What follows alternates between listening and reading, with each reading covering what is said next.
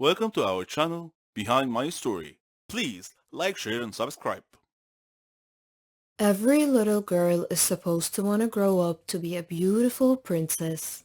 How can you blame her? She grows up knowing that a glass slipper from the prince will change her destiny.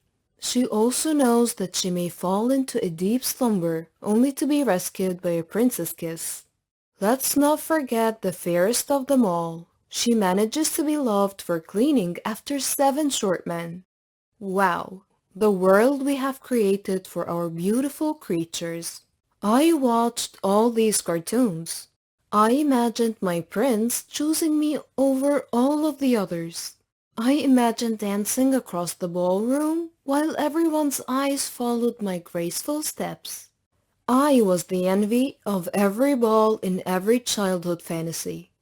These fantasies were quite a contrast to my reality at home. Now, allow me to elaborate before you jump to conclusions. I had a fantastic childhood. From as young as I can remember, my mother kept my hair short. As a toddler, this meant wild red curls. The majority of my pictures were of me in funny poses. One with my father's big glasses, another with ketchup all over my face, and another swinging off a gate at our home. There are very few pictures where I'm sitting like a pretty proper girl with perfect clips in my hair. In fact, I remember always getting scraped and having yet another bruise on my knee. As I got a little older, my classmates had perfect pigtails and long ponytails or fancy clips. I remember looking at the flowing locks of hair wishing I had the same, but I had a boy cut. Yes, famously known as the Diana cut. Surprisingly, I looked nothing like Princess Diana. Instead, I looked like a skinny boy with bruised knees and short black hair wearing a dress. In fact, I once went on a strike and refused to go to the salon, so my mom was forced to grow out my hair. I think I lost the battle when I started looking like a philosopher with sideburns and thick hair on top. According to my mom, it was so I could enjoy being a kid. So I could run, jump, swing from the monkey bars without having to worry about a ponytail or braids getting undone. Finally, I started looking like a girl. Nonetheless, it was a long journey. I still was not able to do what other teenage girls did. For some reason, I was not allowed to wear lip gloss, blush, or mascara. Instead, I would get a face cream, some nice clothes, and I was sent on my way. This actually lasted all the way to high school. I finally put on eyeliner during senior year in high school and also experimented with lipstick. But by then, all the girls were way ahead of me. They had been putting on makeup for years. They knew what foundation, blush, concealer, and primer was. I was just getting started. There was no way I could catch up. After all, I just realized I could straighten my hair. So, I am assuming when you hear the scenario I describe, you feel very sorry for me. I sound like a plain Jane feeling like an ugly duckling when all she needed was a pretty set of pigtails and lip gloss. Well, here is the catch. I never felt ugly, and never even knew I was a plain Jane. I never felt like I needed lip gloss, and I certainly never felt like I needed any concealer to conceal anything, ever. Other than wanting long locks of hair, I was simply perfect in my mind. In fact, now that I look at pictures of the plain Jane, I'm so surprised about how pretty I felt inside. I only know that because I was able to try so many new things, take risks, and excel in so many different things in school that I must have honestly thought I was pretty amazing all the way around. I'm not saying this to brag. I'm simply analyzing how a plain Jane surrounded by beauty queens managed to be well-rounded, extremely confident young girl. I did see not myself the way I see myself in those photos now. Now that I know the power of concealer, blush, and eyeliner, I also did not see myself perhaps how others saw me. I saw me how my mother saw me. My mother never called me beautiful. In fact, she never called anyone beautiful. My mother only talked about other girls as smart, funny, classy, or confident. Thus, naturally, I started to appreciate those qualities in other girls and wanted to develop myself to be a girl with such attributes. Thus, in turn, others responded to me in kind. I thought I had it all, and knowing that I knew that, they believed it too. What a lesson for life. Beautiful was powerless to me. It was a word that had no value in my mother's eyes. It was a happy accident and perhaps it was never impressed upon in my home. When I look at pictures as a teenager, I see the brilliance of it all. The calculated strategy of my mother imposed on me to help me gain inner confidence without relying on my exterior. In fact, it was not until I reached adulthood, mid-20s, did I realize how others viewed me physically. It was through the eyes of strangers that I realized how much people really respond to and judge you on your looks. Luckily, I had blossomed from a plain Jane to someone who understood the power of makeup by then. It was actually a disheartening reality, especially when I realized that older women analyze the beauty of younger girls. Women are unnecessarily tough on other women. Perhaps it is because a lot of women have been victims of the cycle themselves, always feeling that they were not pretty enough. Just last week, my mother was casually telling me why I had a boycott when I was 4. It went beyond the fact that she wanted me to run and jump without hair on my face. She simply said, "You looked so cute. The short hair was part of your charm." How wonderful I feel even now to hear those words. My mother really thought that, even as a child, her daughter's charm was the most important thing. I have beautiful curls, and I let them run wild. They jump as I jump, and I can only hope I always feel beautiful in the same way my mother made me feel beautiful, by never saying it out loud. One nice thing about success is seeing all your friends and family being so proud of you and your accomplishments. This mutual respect and appreciation is what real friendship is all about. My story is about success and friendship, and also when two friends become incompatible and no longer go hand in hand. My name is Sherry, and I'm 21 years old. I had a friend named Margot. She wasn't just my friend, she was my best friend, my sister. She meant the world to me. We were alike in so many ways, even in our hobbies, our dreams. After my dad's death, Mom and I moved to Margot's neighborhood, since her mom was my mom's best friend. I was only 3 years old at the time, so Margot and I practically grew up together. At school, we shared the same classes, studied together, and even partnered as lab partners. She and I both aspired to become pharmacists. I struggled through high school, but made it through with Margot's support and encouragement. I didn't have as much freedom and independence as she did, because my mom was too overprotective of me. It was at this point that my story really began. When I decided to join the Faculty of Pharmacy, Margot asked me why I chose that major, and I told her that my dad had died of a malignant disease that had no cure, so it was my dream to find a cure for it, to save lives. I studied hard and successfully enrolled in the Faculty of Pharmacy. Margot was very happy for me, and she promised to keep me focused on discovering that cure for Dad's fatal disease that I so passionately sought. I asked her to stay by my side the whole time, and she was happy to do so. The Faculty of Pharmacy was located abroad, so outside my country. I would be independent, free of Mom's smothering control. Frankly, I looked forward to it. Margot and I found a place to stay near the faculty, at a youth hostel with a group of girls from different countries. Unlike me, Margot was able to easily make friends with them. Our studies weren't easy at first, but we worked hard and muddled through. I was so excited to delve into my research and learn as much as I could. I queried instructors and doctors constantly to expand my knowledge. This was my beginning, and Margot stood by me the whole time. Eventually, we graduated from the faculty and launched our careers. I started at one pharmaceutical company, while she started at another. We were now competitors of a sort. In preparation for my private research, I rented a flat near my company. Margot did the same near hers. She was always asking me how my research was going. She knew I was trying to develop an antibiotic to cure Dad's deadly disease. It wasn't easy, though, because the body's immune system attacked the antibiotic and destroyed it before it could destroy the diseased cells. I had to discover a neutral substance that the immune system wouldn't attack, so that the drug could penetrate into the body far enough to find and destroy the disease cells via chemical interactions. My first research paper was rejected, but I kept trying, and with each attempt, I would discover something new. During that time, Margot was also busy with her work. One day, she called me. She was crying because she had been fired from her work. They accused her of stealing an important research.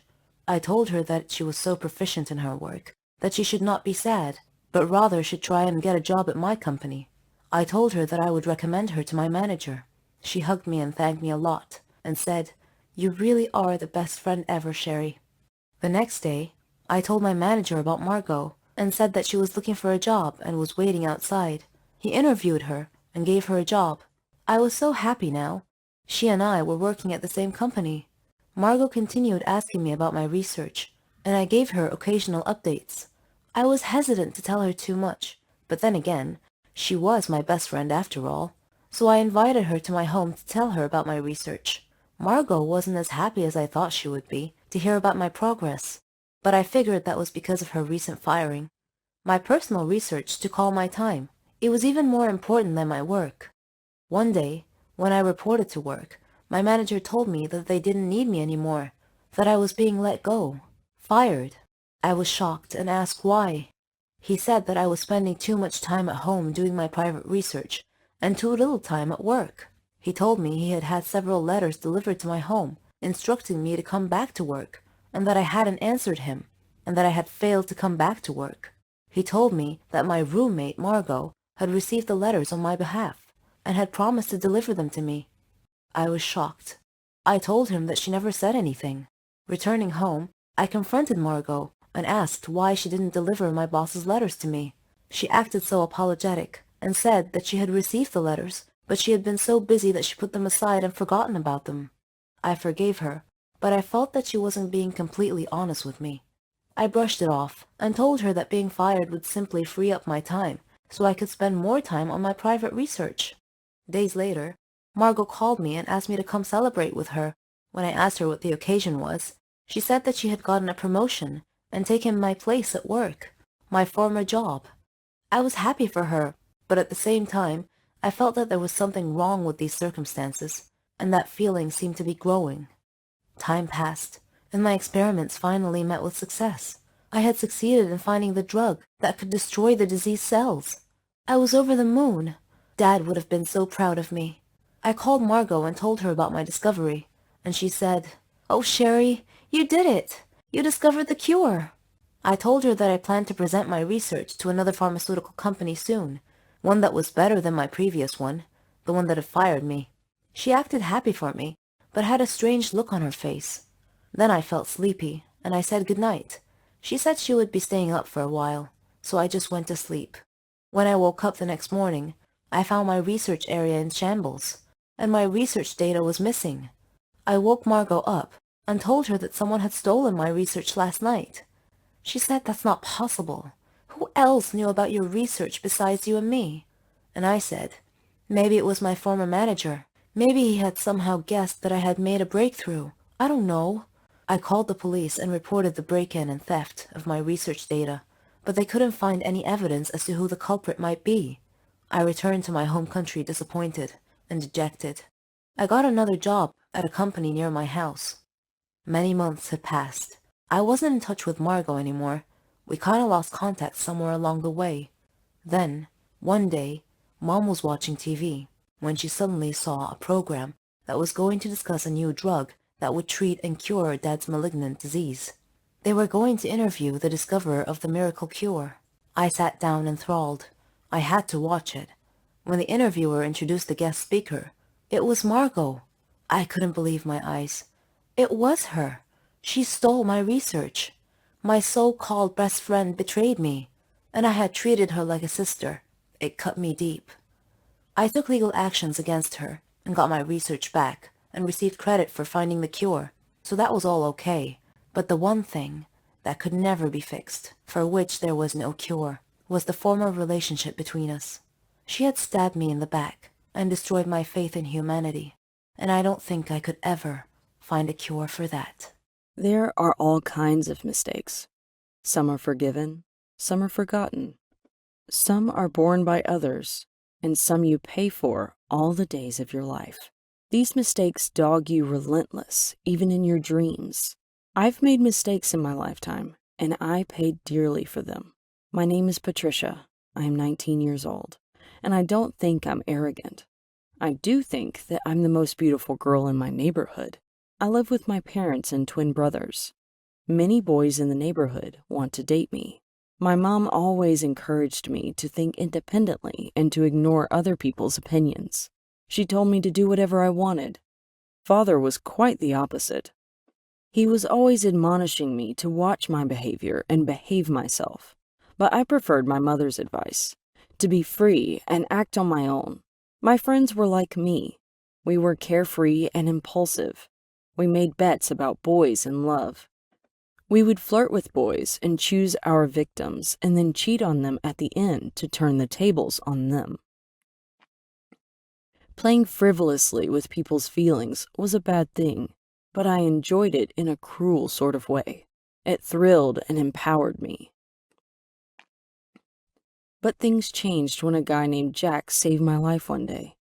I was walking down the street alone while listening to music when a speeding car almost ran me down because I wasn't paying attention to where I was walking.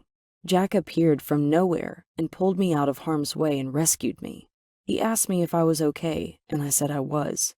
He offered to drive me home, and I accepted. We didn't say a word during the drive. When we arrived home, I wrote my phone number on a piece of paper, along with a note telling him to call me in 2 hours. He did, and we talked until daylight. Jack was handsome, with brown eyes and well-tanned skin. He was a courageous man who protected me and helped me achieve all my dreams while we were together. If anyone annoyed me, I would go to him and he would embrace me in his arms to calm me. I felt safe whenever I was with him. We got engaged, had a small wedding with families and friends, and began enjoying our new life together. But my friends grew jealous of my newfound happiness, and they didn't like Jack. They thought that I deserved a better man. In the beginning, I tried to ignore their sniping at Jack, but I ended up being negatively biased towards Jack and began unintentionally sabotaging our relationship. I accused him of blocking me from achieving my dreams and of not caring about me.